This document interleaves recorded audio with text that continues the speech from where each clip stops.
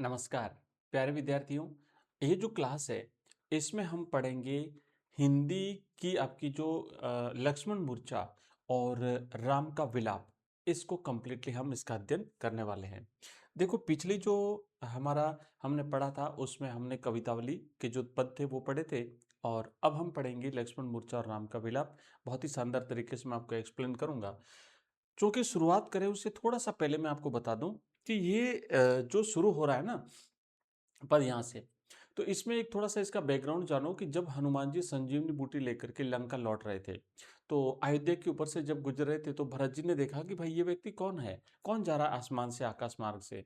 तो भरत जी ने अपना तीर चलाया और हनुमान जी को जो है वो नीचे उतार दिया और पूछा कि भई आप कौन हो? तो हनुमान जी ने सारा विवरण बताया कि लक्ष्मण जी जो है वो बेहोश हो गए हैं और मैं संजीवनी बूटी लेकर के और जा रहा हूँ, और राम जी के बारे में वो सारा विवरण बताया। तो भरत जी ने उन्हें तुरंत ससम्मान और जल्दी पहुंचने के लिए कहा। तो उस समय भरत जी के हृदय में जो राम जी के प्रति प्रेम भाव था उसको देख करके हनुमान जी ने कहा था कि तव प्रताप उर राखी प्रभु, यानी आपके प्रताप को अपने हृदय में रख करके मैं आपका प्रताप अपने हृदय में रख करके प्रभु भरत जी से कहा, भरत जी से कहा कि राम के प्रति आपका ये प्रेम भाव है ना उसको बड़ा वो मन में याद करते हुए और जा रहे थे और कहा कि हे प्रभु, यहाँ पे भरत जी को कह रहे हैं कि हे प्रभु, मैं आपका प्रताप हृदय में रखकर तुरंत जाऊंगा।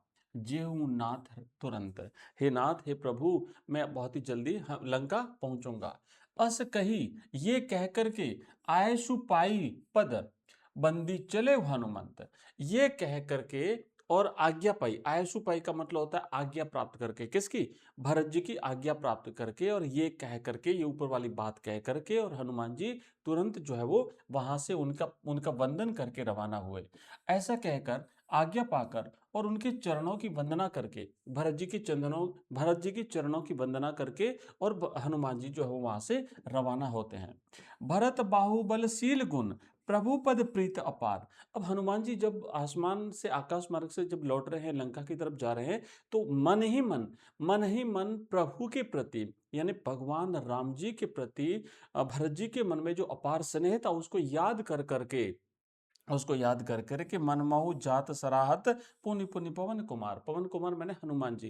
तो अब यहाँ पे चल दिए और रास्ते में हनुमान जी मन ही मन भरत जी के बाहुबल, उनके शील स्वभाव और प्रभु राम के चरणों में उनकी अपार प्रीति को बार बार सराहना कर रहे थे कि भरत जी कितना सम्मान करते हैं राम जी का, है ना? भरत जी के मन में राम जी के प्रति कितना स्नेह है, और भरत जी के बाहुबल के बारे में कि देखो कितना बल है, मुझे नीचे उतार दिया। हाँ, और उसके बाद में इनके व्यवहार के हर चीज़ का बखान करते हुए जा रहे थे, कितने वीर हैं ऐसे जो है वो भरत जी के बारे में सोचते सोचते हनुमान जी जो है वो भाई लंका की तरफ जा रहे हैं। ठीक है, अब देखो, अब ये तो हुई बात कि भरत जी जब लंका जा रहे थे और उनको बीच में अयोध्या में भरत जी ने हनुमान जी जब लंका जा रहे थे तो भरत जी ने बीच में उन्हें अयोध्या उतारा था, उसकी बात है। अब उधर क्या हुआ कि लंका में जहां लक्ष्मण जी मूर्छित पड़े थे, आधी रात बीत गई, हनुमान जी अभी लौटे नहीं थे, तो वहां की स्थिति क्या थी वो देखिएगा। तो यहाँ क्या कर है कि उहा राम लक्ष्मण ही निहारी, उधर लंका में जो लक्ष्मण जी अचेत पड़े हैं उनको देख करके राम जी उनको देख करके एक साधारण मनुष्य की तरह, लंका में श्री राम ने लक्ष्मण को देख करके एक साधारण मनुष्य की तरह, है ना, बोले वचन मनुज अनुसारी, एक मनुष्य की तरह उन्होंने अपनी बात कही। वो अपने वचन बोले, यानी उन्होंने अपनी बात रखी। क्या कहा कि अर्ध राति गई कपि नहीं आयु। अरे भाई, आधी रात बीत गई, हनुमान जी मूर्छित पड़े हैं, उधर वो उनकी पूरी सेना जो है वो वहाँ पे खड़ी थी, और हनुमान जी अभी लौटे नहीं है, राम जी काफ़ी विचलित हो रहे हैं। तो हनुमान राम जी ने कहा कि भाई आधी रात बीत गई और अभी हनुमान जी आए नहीं है। कपि मैंने यह हनुमान जी के लिए कपि शब्द का यूज किया गया है कि भाई अभी हनुमान जी अभी तक नहीं आए हैं। राम उठाई अनुज उर, लायो। और राम जी ने उनको उठाया, अनुज मैंने छोटे भाई लक्ष्मण को उठाया, मतलब जो लेटे हुए थे वहां से हाथ से, और अपने हृदय से लगाया।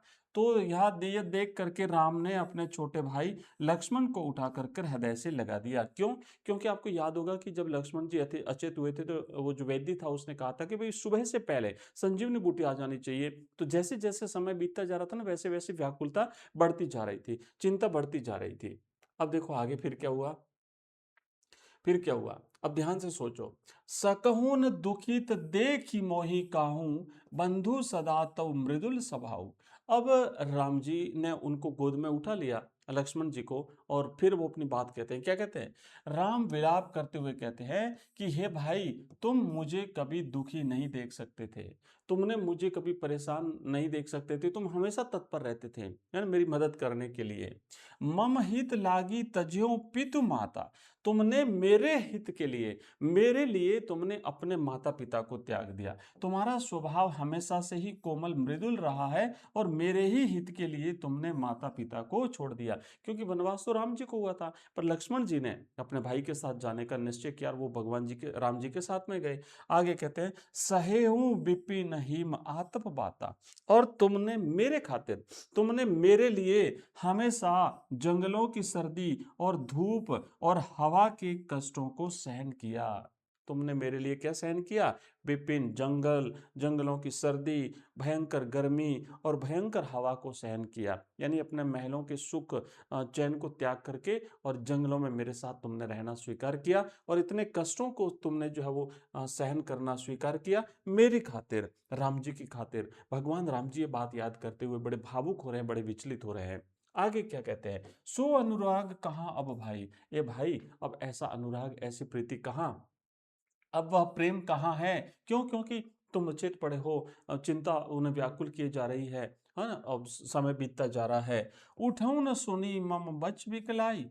आगे क्या कहते हैं कि मेरे व्याकुल वचनों को सुनकर के तुम उठते क्यों नहीं हो? पहले एक आवाज पर तुम तैयार हो जाते थे, और अब मैं यहाँ पे व्याकुल हो रहा हूं, मैं भावुक हो रहा हूं, तुम मेरे वचनों को सुनकर के उठते क्यों नहीं हो? जो जन तेहू बन बंधु बिछोहू, पितु वचन मनते हूँ नहीं हूँ। अगर मैं जानता कि मैं वहां पे भाई से बिछो हो जाएगा मेरा, आगे क्या कहते हैं कि यदि मैं जानता कि वन में मुझे भाई का बिछो सहना पड़ेगा, अगर मुझे ये पता होता, तो मैं अपने पिता का वह वचन कभी नहीं मानता, अर्थात मैं वन में आता ही नहीं, मैं इस वनवास को स्वीकार करता ही नहीं। कितने व्याकुल हो रहे हैं, एक सांसारिक मनुष्य की भांति राम जी जो है वो अपने भावों को यहाँ पे दुख के माध्यम से प्रकट कर रहे हैं। और आगे क्या कहते हैं?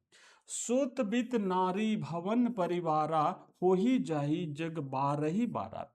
आप देखो, इस संसार में पुत्र, धन, वित्त, वित्त माने सुत माने पुत्र, वित्त का मतलब होता है वित्त, वित्त माने धन, नारी, भवन परिवारा, नारी माने पत्नी, और भवन और परिवार बार बार मिल जाते हैं। ये चीजें जो है वो मिल जाती हैं और नष्ट हो जाते हैं। ये मिलते हैं और क्या हो जाते हैं भाई? नष्ट हो जाते हैं। अस विचारी जिय जागहूं ताता।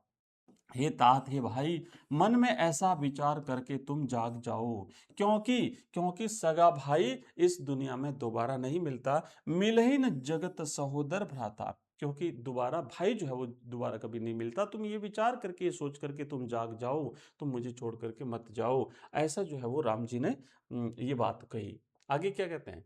जथा पंख बिनु खग अति दीना, कि जैसे उदाहरण देते हैं कि जिस तरीके से बिना पंखों के एक पक्षी जो है वो बहुत दीन होता है, गरीब होता है, असहाय होता है। राम जी कहते हैं जैसे पंख के बिना पक्षी, साथ ही साथ मणि बिनु फनी करिबर कर हीना। मणि बिनु फनी माने बिना मणि के सर्प का कोई मूल्य नहीं होता। और करिबर कर हीना, करिबर मैंने हाथी, कर मैंने सूंड के बिना, और बिना सूंड के हाथी जो है वो बड़ा असहाय होता है।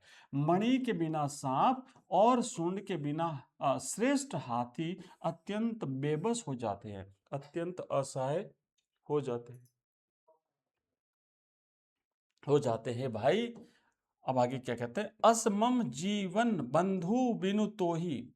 हे यदि कठोर भाग्य मुझे जीवित रखेगा, तो तुम्हारे बिना मेरा जीवन भी वैसा ही दीनहीन हो जाएगा। है ना? जो जड़ देव जियाए मोही। अगर इस संसार ने, इस जगत ने, इस प्रभु ने, इस सृष्टि ने, ईश्वर ने मुझे अगर जीवित रखा, तो तुम्हारे बिना मेरा भी यही हाल होगा जो कि इनका जो है, जैसा कि पक्षी बिना पंख के, बिना मणि के साँप और बिना सूंड के हाथी की स्थिति होती है। प्यारे बच्चों, अभी इतना ही कर पाएँगे। नेक्स्ट मिलते हैं थोड़ी देर के बाद में ना अगली क्लास में।